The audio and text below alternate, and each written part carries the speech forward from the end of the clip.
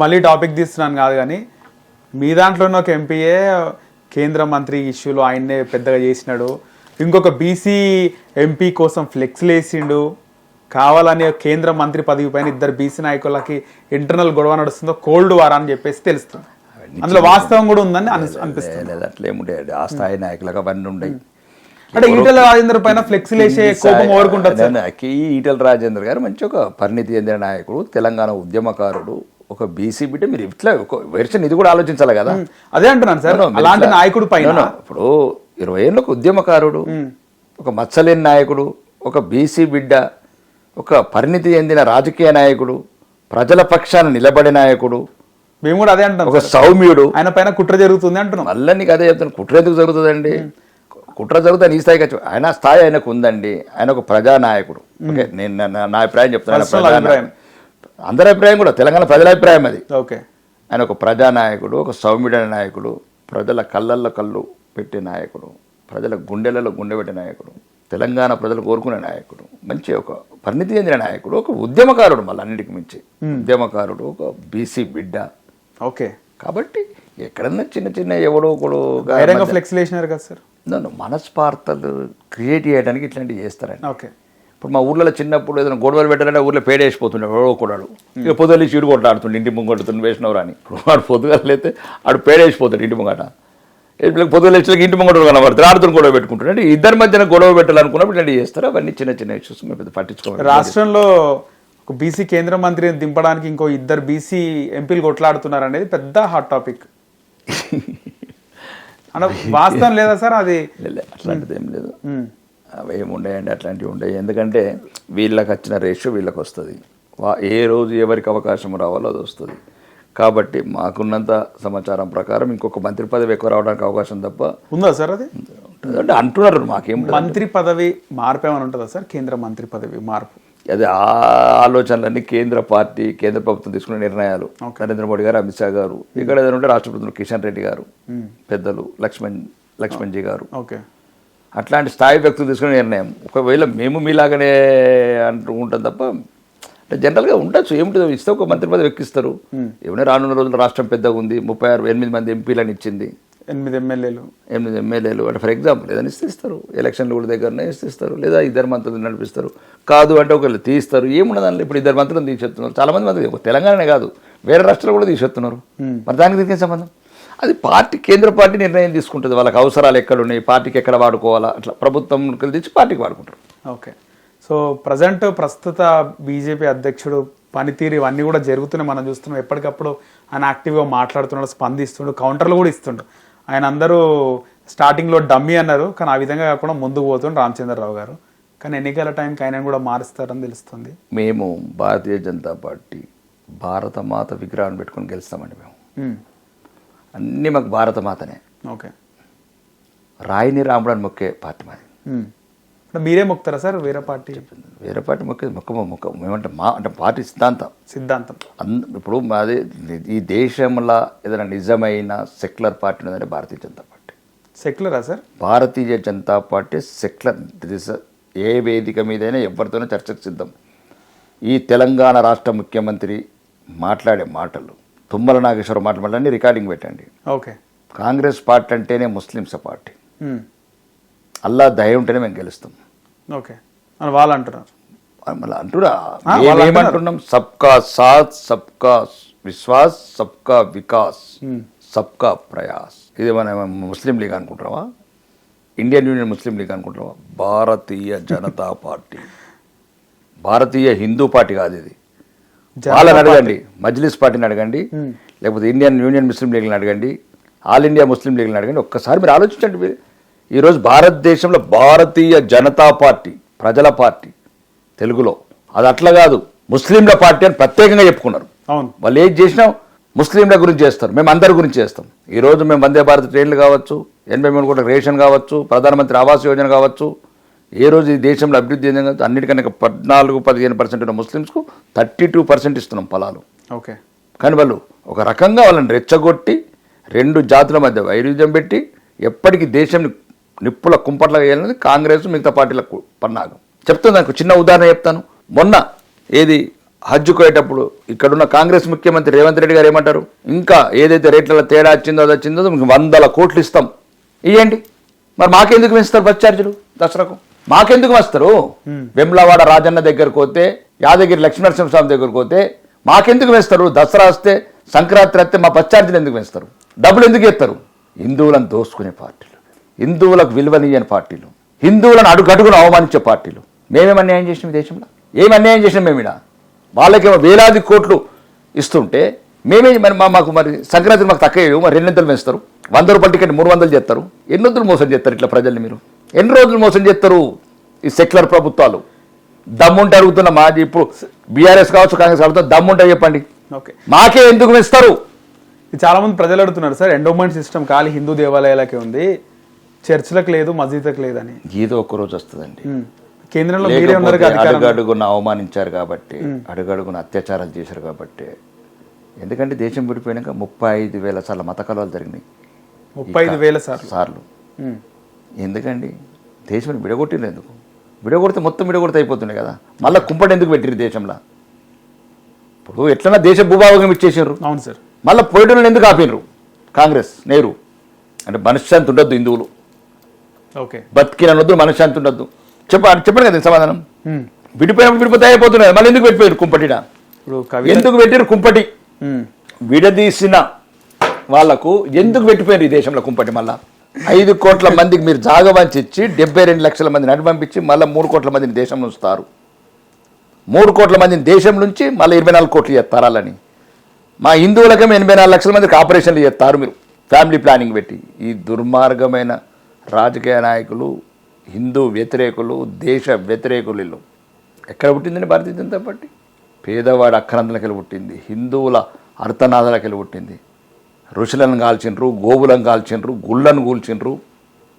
ఈరోజు కూడా పాత బస్సుల 18 గుళ్ళల నిత్య పూజలు లేవు. అవమానం నుంచి పుట్టింది ఇది భారతీయ జనతా పార్టీ. ఆత్మాభిమానం గురించి పుట్టింది భారతీయ జనతా పార్టీ. కార్యకర్తల కన్నీళ్ళకెళ్ళి పుట్టింది, కార్యకర్తల చెమట చుక్కలకెళ్ళి పుట్టిన పార్టీ. ఆత్మాభిమానం, ఆత్మ గౌరవం గురించి పుట్టిన పార్టీ భారతీయ జనతా పార్టీ. అడుగడుగును అవమానించారు. అన్ని ప్రత్యేకం, అన్ని దేశాలను వంచివ్వండి, అన్ని వంచారు. లక్షలాది మంది రైళ్ల శవాలు హిందువులై, నైరు సింహాసనం కింద ఎవ్వి చూసిన హిందువుల శవాలే. దయచేసి ఈ చరిత్ర ప్రతి ఒక్కరు చదవండి. నేను ఒక్కటి అబద్ధమైతే నేను చెప్పిన దాంట్లో నేను 0.1% చెప్తున్నా చరిత్ర.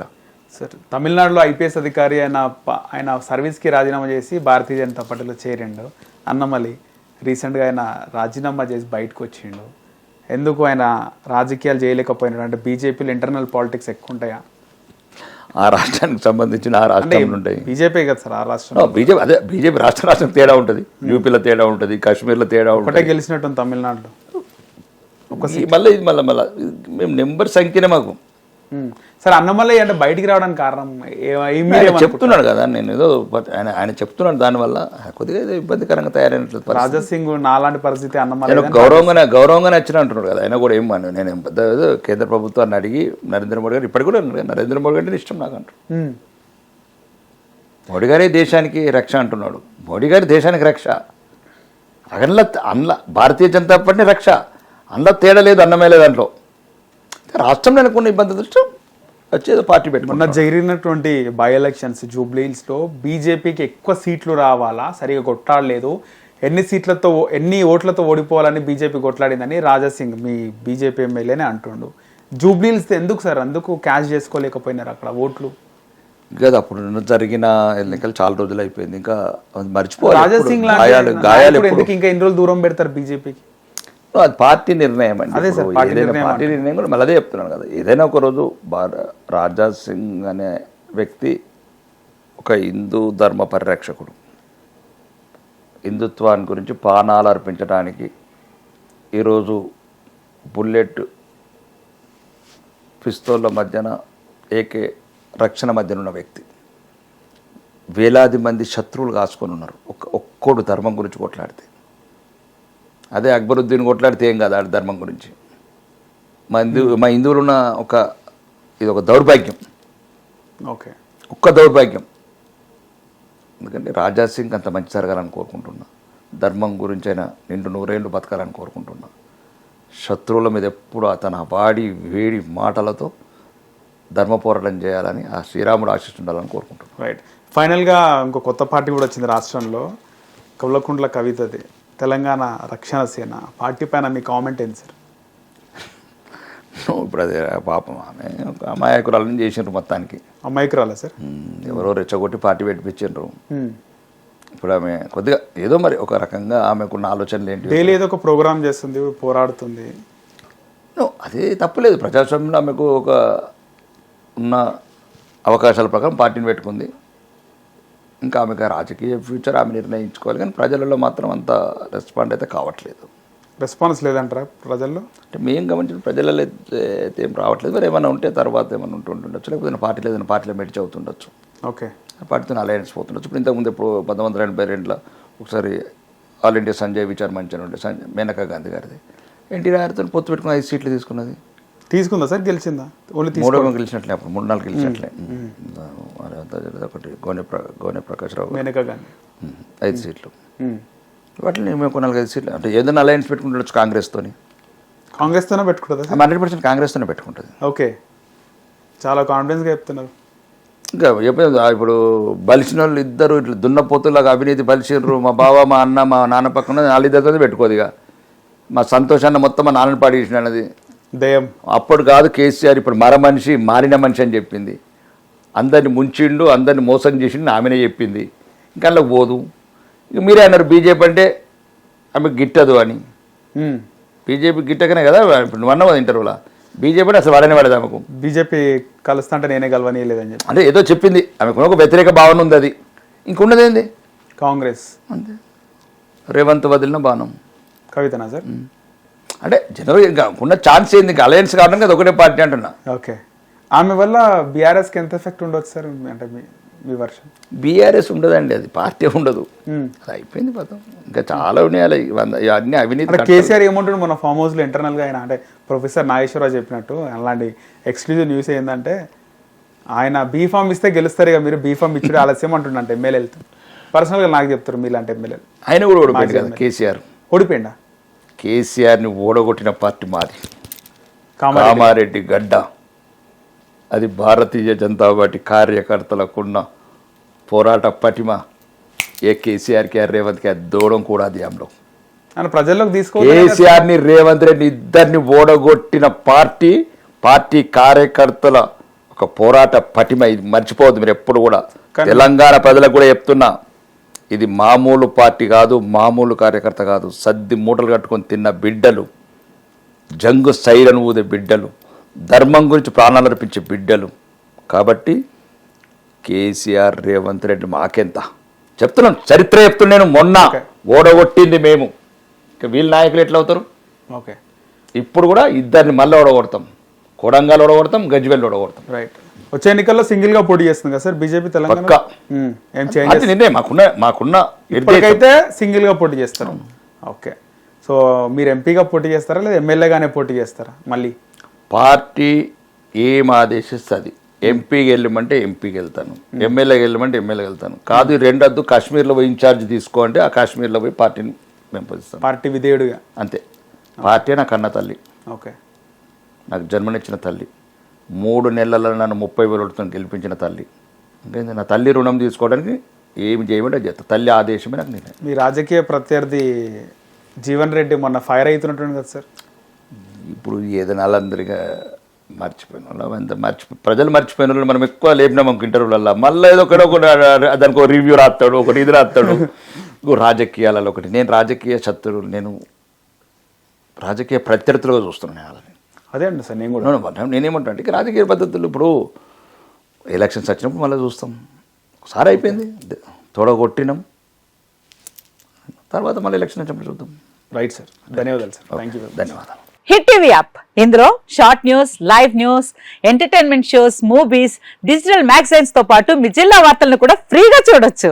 ఇంకెందుకు ఆలస్యం, వెంటనే హిట్ టీవీ యాప్ ని డౌన్లోడ్ చేసుకుని ఫ్రీగా ఎంటర్టైన్మెంట్ పొందండి. Hit TV app. Hit TV app. Please download hit TV app. Hit TV app ని ఫ్రీగా డౌన్లోడ్ చేసుకొని ఎంజాయ్ చేయండి. మీకు నచ్చిన ఎంటర్టైన్మెంట్ కోసం హిట్ టీవీ యాప్ ని ఫ్రీగా డౌన్లోడ్ చేసుకుని ఎంజాయ్ చేయండి. హిట్ టీవీ యాప్ని డౌన్లోడ్ చేసుకుని ఆస్వాదించండి, ఆశీర్వదించండి. ఇంతమంది సెలబ్రిటీలు హిట్ టీవీ యాప్ ని డౌన్లోడ్ చేసుకోండి అని చెప్తున్నారంటే ఎంత మంచి యాప్ ఆలోచించండి.